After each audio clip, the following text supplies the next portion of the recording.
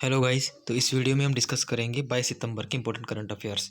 तो देखते हैं हमारा पहला प्रश्न, हाल ही में किस राज्य ने नो बैग डे लागू करने की घोषणा की है? तो आंसर होगा बिहार। बिहार की सरकार ने स्कूलों में नो बैग डे लागू करने की घोषणा की है। इसमें क्या होगा, सप्ताह में एक दिन बच्चों को बिना बैग के बुलाया जाएगा और ये कार्यक्रम बच्चों के जो बर्डन है उसको कम करने के उद्देश्य से लागू किया गया है। उससे पहले राजस्थान की सरकार भी इस तरह का नो बैग डे प्रोग्राम लागू कर चुकी है। बिहार के वर्तमान में मुख्यमंत्री नीतीश कुमार है, राज्यपाल हैं फागू चौहान है और यहाँ की राजधानी पटना है।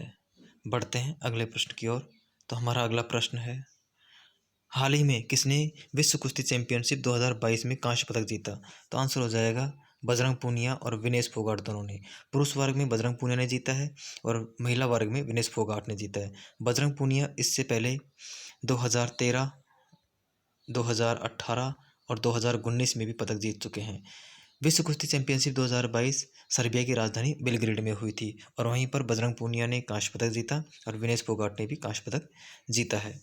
बढ़ते हैं अगले प्रश्न की ओर।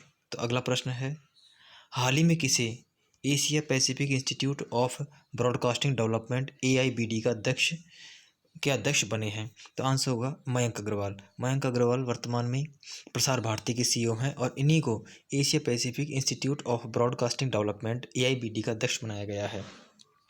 AIBD की जो अभी सम्मेलन हुआ था वो दिल्ली में हुआ था और उसी में निर्णय लिया गया है कि AIBD के जो अध्यक्ष हैं वो मयंक अग्रवाल बने रहेंगे और इसकी अध्यक्षता 1 साल के लिए भारत के पास और बढ़ा दी गई है।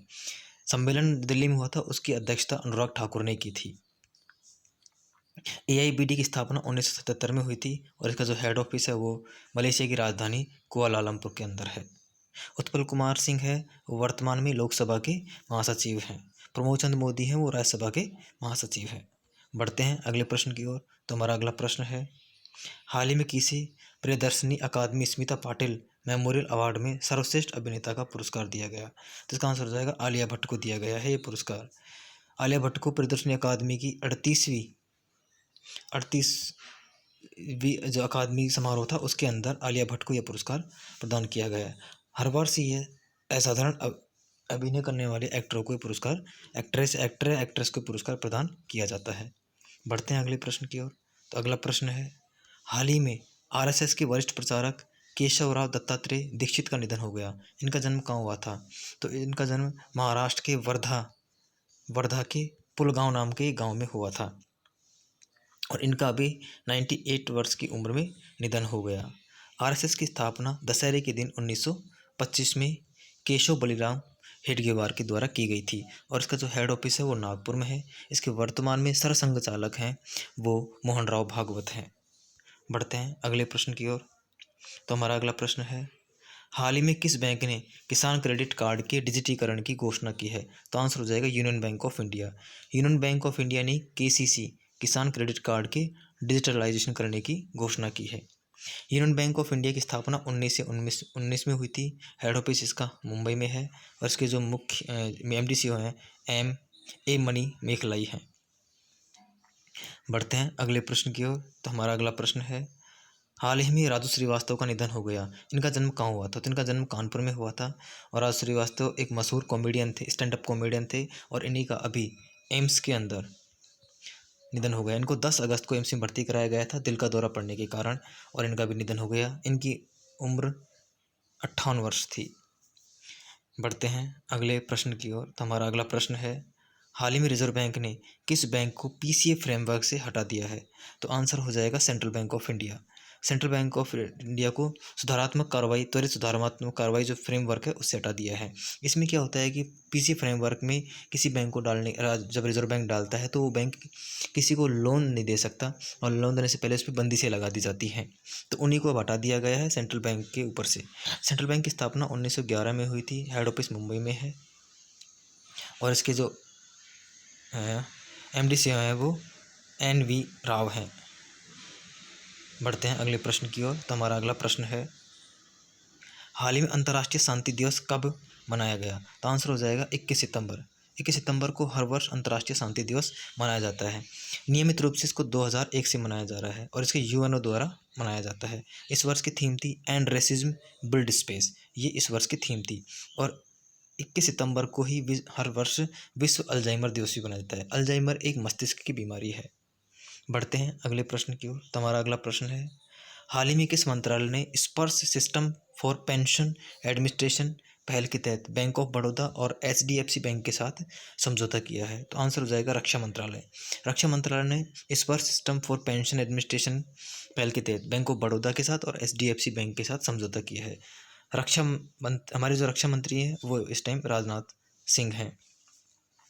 बढ़ते हैं अगले प्रश्न की ओर। तो हमारा अगला प्रश्न है, हाल ही में एशियाई क्रिकेट परिषद ACC ने कहाँ पर महिला एशिया कप 2022 के आयोजन की घोषणा की है? तो आंसर हो जाएगा बांग्लादेश। बांग्लादेश के अंदर महिला एशिया कप 2022 आयोजित किया जाएगा और ये ACC के द्वारा किया जाएगा, एशियन क्रिकेट काउंसिल के द्वारा। इसके जो वर्तमान में अध्यक्ष हैं वो जय शाह हैं। स्थापना इसकी 1983 में हुई थी और इसका जो हेड ऑफिस है वो श्रीलंका के अंदर है। बढ़ते हैं अगले प्रश्न की ओर। तो हमारा अगला प्रश्न है, हाल ही में नॉर्थ चैनल को पार करने वाले भारत के सबसे उम्रदराज तैराक कौन बने हैं? तो आंसर हो जाएगा एल्विस अली हजारिका। एल्विस अली हजारिका हैं, वो भारत के सबसे उम्रदराज नॉर्थ चैनल को पार करने वाले व्यक्ति बने हैं। लवलीना बोरगोहेन है, ये असम की रहने वाली हैं और ये बॉक्सर हैं। इन्होंने टोक्यो ओलंपिक के अंदर कांस्य पदक जीता था, ब्रॉन्ज मेडल जीता था। गौरवी सिंह भी राजस्थान के उदयपुर की रहने वाली हैं और ये भी तैराक हैं। बढ़ते हैं अगले प्रश्न की ओर। अगला प्रश्न है, हाल ही में भारत ने किस देश के साथ आपसी हित के सभी क्षेत्रों में रक्षा सहयोग बढ़ाने के लिए समझौता किया है? तो आंसर हो जाएगा मिस्र। मिस्र और भारत के बीच में समझौता हुआ है और इसमें एक तो क्या होगा कि सैन्य उपकरण हैं उनके रखरखाव से संबंधित हुए हैं। संयुक्त सैन्य अभ्यास किए जाएंगे, उनसे संबंधित कुछ समझौते हुए हैं। वर्तमान में भारत के जो रक्षा मंत्री राजनाथ सिंह वह इस समय मिस्र के दौरे पर हैं। मिस्र की राजधानी है वो काहिरा है और मिस्र को नील नदी का वरदान कहा जाता है। ये जो नील नदी और स्विज नहर है वो मिस्र में ही है। बढ़ते हैं अगले प्रश्न की ओर। तो हमारा अगला प्रश्न है, हाल ही में चीन ने आर्कटिक भेड़ियों का क्लोन बनाया है, इसका नाम क्या रखा है? इसका नाम रखा है माया।